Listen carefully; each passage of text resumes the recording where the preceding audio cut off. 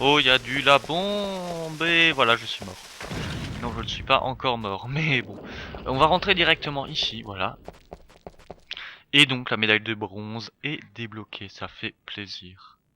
Et donc nous arrivons dans le troisième niveau. Très clairement mon niveau préféré. Il y a un moment culte du jeu qui est le labyrinthe. Et là, honnêtement, c'est vraiment le meilleur. Pour ma part, c'est le meilleur niveau du jeu. Surtout pour le labyrinthe, quoi. Le labyrinthe, c'est la villa. Hein.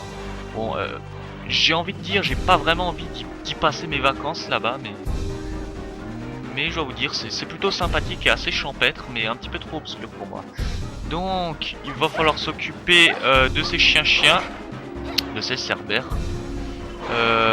Attention quand même à pas crever, ça serait bête. Mais alors très clairement là, la magie, elle est vraiment pas du tout efficace, j'ai l'impression. Voilà. Oh la vache. Je sais pas si je vais faire des petites salves plutôt. Ah, allez. On va balancer. Voilà. Magnifique. De toute façon, j'ai assez de joyaux. Par contre, ah, il me bouffe de la vie. Ce serait vraiment... J'ai pas très envie de crever tout de suite là. Vous allez me dire. Mais je sens que je vais crever. Magnifique.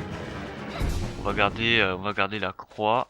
Donc, vous voyez qu'il y en a une qui s'est ouverte. Je crois qu'il y a un roast beef ici normalement. Oh, mais bien sûr, une chauve-souris, c'est pour faire bien chier le monde. Ça fait toujours plaisir. Voilà. Alors eux, ils sont beaucoup plus chiants parce qu'ils ont des... Voilà. Je suis en train de me faire massacrer. Je me fais violer. C'est génial. Il commence bien cet épisode. Alors donc, on va essayer quand même de sortir de ce pétrin. Alors la caméra est vraiment... Là, la caméra, ouais, là vous voyez les problèmes de caméra, quoi, très clairement.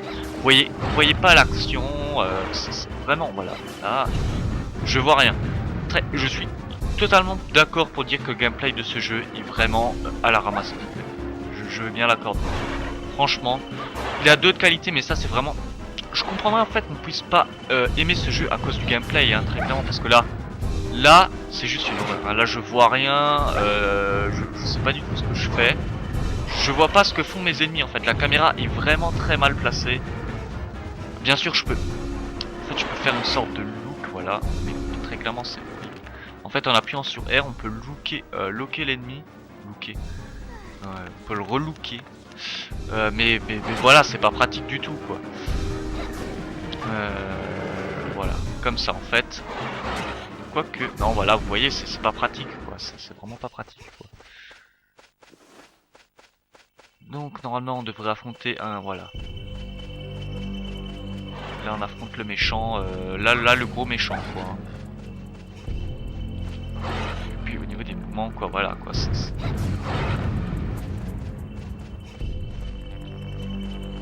Je sais pas du tout où il est. Je vois rien, hein, je vous le dis. Ah cette caméra, il est mort. Ah non il est là. Ah d'accord, il s'est téléporté. Bah il s'en fout de moi en fait. Ah non. Là bon. Ah bah, très clairement le problème de caméra c'est surtout sur ce combat là, j'ai l'impression. Ouais. Ça va, on a réussi à esquiver enfin cette boule de flamme. Ah, il y a des problèmes psychologiques là, de téléportation. Il est où? Oui, parce que le fait que ça soit obscur, c'est faire flipper. Oula. Ah, salope.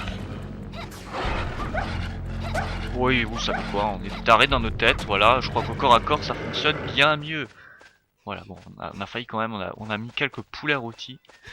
Mais on y est arrivé. Ouais, alors, il y a plein de trucs à ramasser là, au-dessus. Mais alors pour monter dessus, je sais plus ce qu'il faut faire. Faut activer un mécanisme, je crois. On va pas le faire, On est déjà à 4 minutes, on va rentrer dans la villa. La villa.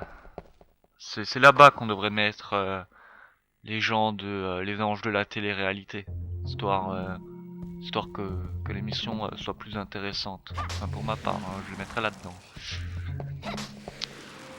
Alors c'est parti, on va monter. Et regardez qui voilà. Un vampire. Il est beau. Ah oui, il est beau. Hein.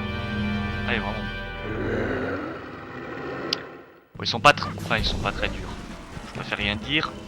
Attention à pas vous faire gripper par eux parce que sinon vous êtes dans la merde. Bon, par contre, ils sont vachement rapides, hein, forcément. Faut toujours rester en mouvement. Il a failli m'avoir là. Voilà. Il s'en va en chauve-souris. Enfin, il va essayer de nous faire chier en chauve-souris normalement. Pour l'instant, il ne vient pas. Voilà. Donc là, évidemment, vraiment un très bon niveau. Hein. Vraiment un très bon niveau. Moi, j'ai vraiment bien aimé ce niveau. C'est mon niveau préféré du jeu. Vous voyez que il y a quand même pas mal d'objets destructibles dans le jeu. Hein. Ça, c'est pas mal, ça. Et vraiment, c'est plutôt pas mal. C'est plutôt pas mal. C'est plutôt bien fait. C'est un niveau quand même.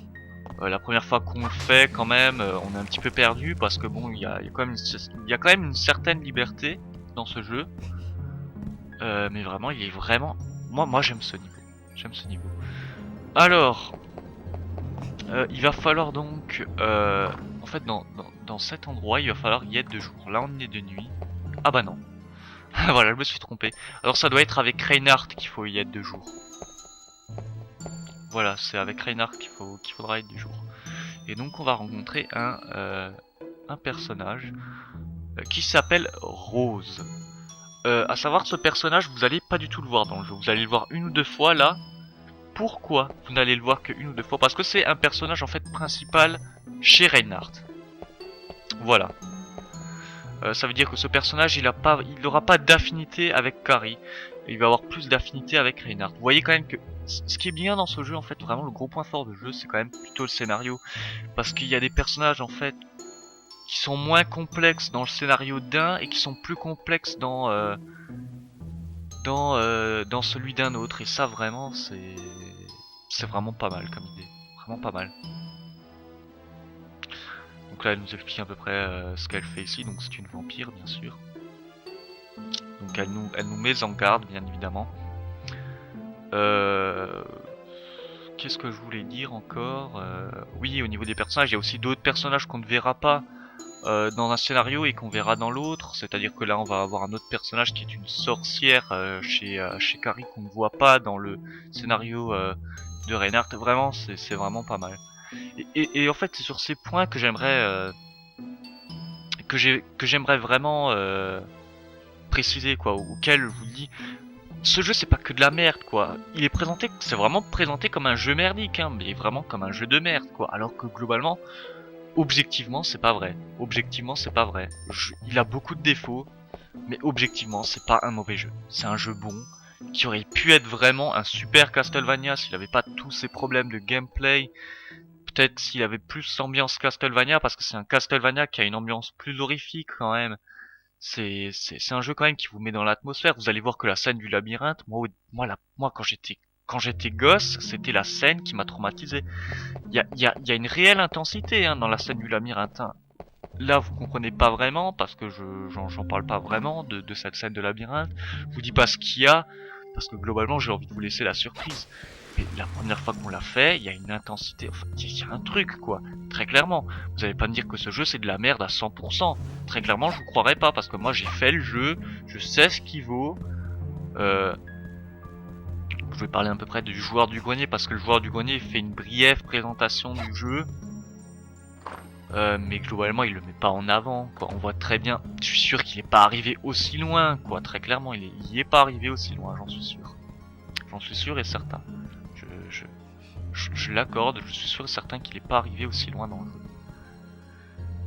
Donc on va rencontrer un autre personnage, voilà. On va rencontrer le cousin de Christine Boutin. Non je déconne, là je déconne. C'est pas le cousin de Christine Boutin. Pas du tout, faut que j'arrête, hein. Il faut que j'arrête avec ça. Il s'appelle Vincent. Donc il est armé d'un crucifix, bien évidemment. Oui, parce que sinon tu m'aurais tué. Donc lui est aussi un personnage intéressant, enfin un personnage aussi important. Donc je sais pas si le dialogue change par rapport au... Je pense que... Voilà, ma mission, sauver le monde de Dracula. Oula. Donc lui aussi il est à la recherche de Dracula. Donc il nous prend vraiment, il nous sous-estime, hein, très clairement. Hein. Voilà quoi. Hein. T'inquiète pas pour moi. J'adore les dialogues.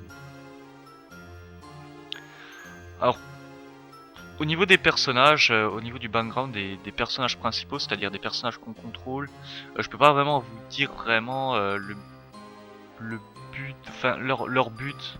Parce que je connais pas vraiment je me suis pas non plus intéressé trop aux personnages. Je sais que Reynard, bien sûr, il est de la famille des Belmont, mais Carrie, on sait pas vraiment pourquoi elle veut tuer Dracula en fait. Normalement, je crois qu'on peut casser le miroir. Vous voyez quand même qu'il y a des éléments destructibles dans le jeu, quoi. Alors voilà, quoi, c'est pas un jeu pourri, quoi. Par contre, on peut pas détruire ces chandelles, c'est dommage. Je crois que, je sais plus, c'est une... Enfin, c'est assez compliqué, je crois que c'est une jeune sorcière qui a perdu sa mère, ou... Je pense que ça doit être ça, mais bon, je peux peut-être dire des conneries. D'ailleurs, j'ai oublié de vous montrer qu'il y a une technique de glissade aussi, que je vous ai pas montré, voilà. En fait, qui marche que avec elle, en fait. Et on peut faire un ça me fait penser à Maria dans Dracula X, enfin dans le Castlevania Dracula X de je crois pas la Mega Drive là, je sais plus comment elle s'appelle, enfin le Mega CD, voilà. Elle avait la même attaque. Parce que je crois qu'on peut pas la contrôler dans Dracula X sur la Super Nintendo, mais je peux peut-être dire des bêtises. Mais dans le Dracula X de la Mega CD, on peut. Une porte marquée entrepôt, elle est fermée à clé, donc il va falloir une clé pour la déverrouiller. Je vous le dis, hein, on est vite paumé dans ce truc. Je pense qu'on va le faire en 2 parties. Parce qu'on va pas le finir, ici. Il y a des fantômes dans le truc, bon globalement ils sont... Voilà, ils sont pas très difficiles. Je crois qu'il faut aller ici. Non, il ne faut pas aller ici. Il faut pas encore aller ici, donc on va pas y aller tout de suite. Je sais à peu près où je dois aller. Je me souviens encore globalement de ce que je dois faire. Je pense que c'est ici. Ouais. Donc on va avoir une petite cinématique. Il y a pas mal de cinématiques quand même dans le jeu.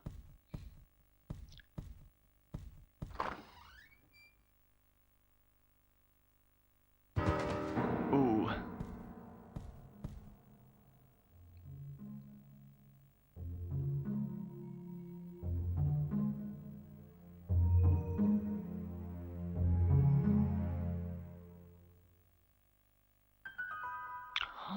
Une rose qui tombe. C'est mauvais signe.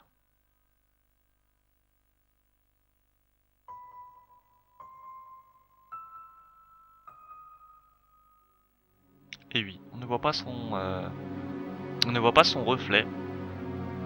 Donc c'est un vampire. Bref, encore un vampire à voir. On dirait qu'il a vomi son goûter. Super roulade. Allez, c'est parti. Hehehe. Je suis un méchant et je vais tuer la gentille.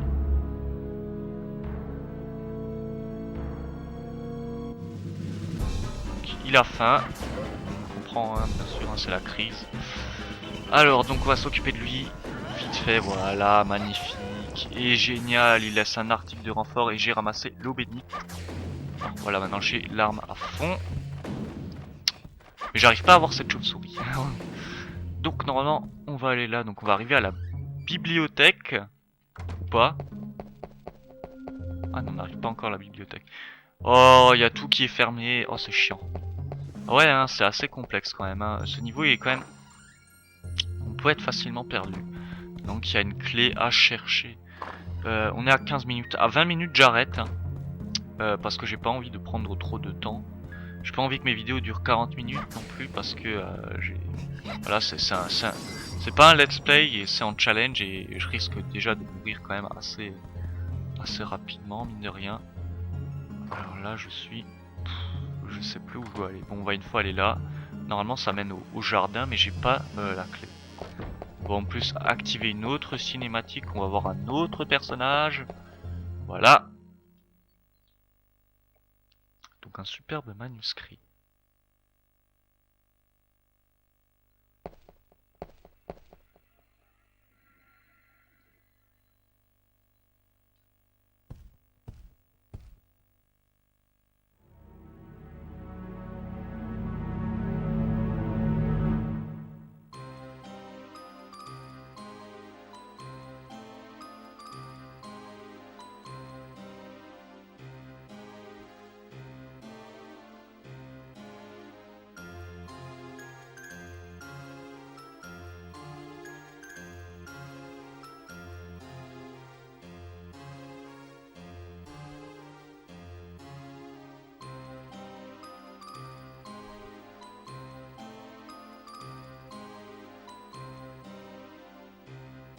Eh oui, forcément. Donc ça sera le marchand du jeu en fait finalement. C'est là où vous allez pouvoir acheter les différents objets qui vous seront utiles.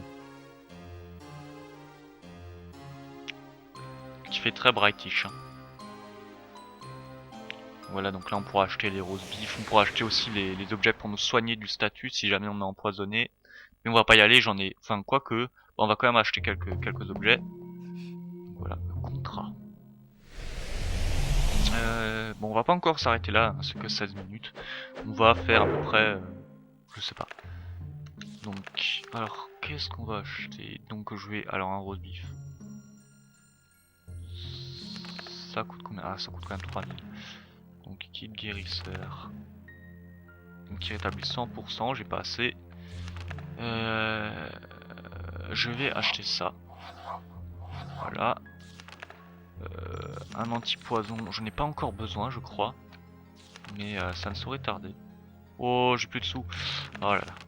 Il les vend cher hein ces rôtis, hein, 2000 gold hein. Moi je sais pas mais le prix de la viande comme ça là. Ouais hein.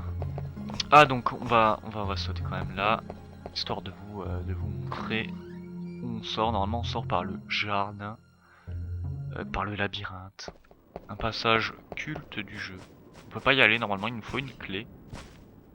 Voilà, il est écrit porte du labyrinthe. Elle est verrouillée. Alors, je vous l'expliquerai pourquoi c'est un passage culte du jeu. Enfin pour ma part, hein, c'est le passage qui m'a le plus marqué du jeu. Mais on le verra certainement dans la partie 2 de la partie 3. Allez, c'est parti. Donc je sais, je suis perdu. Voilà.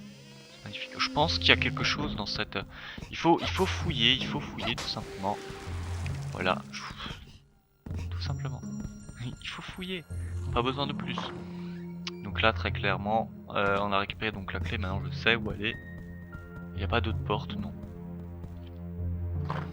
Voilà. Et normalement, ça devrait ouvrir. Bon, normalement, c'est la clé de la bibliothèque, mais bon, ils ont appelé ça autrement. Voilà, une porte marquée archive. Elle ferme la clé. Ah non. Ah, je sais plus. Attends, ici il y a marqué archive, c'est qu'il faut la clé archive. Archive qui est un super groupe de musique aussi. Si vous ne connaissez pas.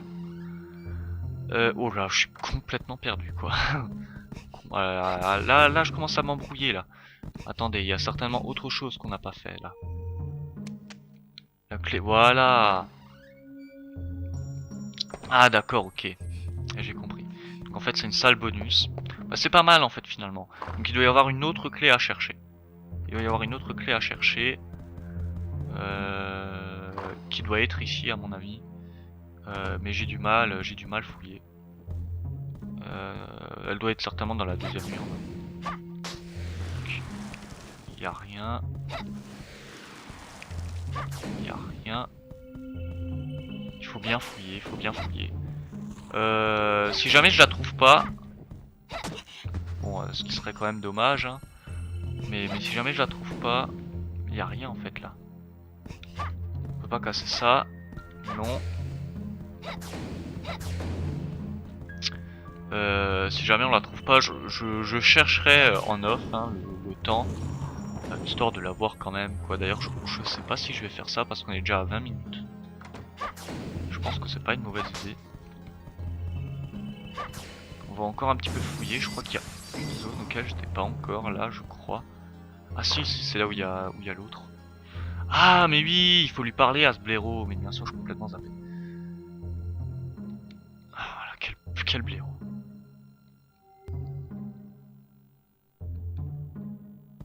Il me l'a donné? Alors attends, je sais pas du tout s'il me l'a donné. Bien sûr qu'il me l'a donné, il fallait parler à ce blaireau en fait. Lol. Ah génial. Purifiant, voilà. Donc je vais appuyer sur Start, je vais m'arrêter là, c'est déjà 20 minutes. Donc on finira le troisième monde donc dans la deuxième partie de la partie 3. Donc je vous dis à très bientôt et portez-vous bien.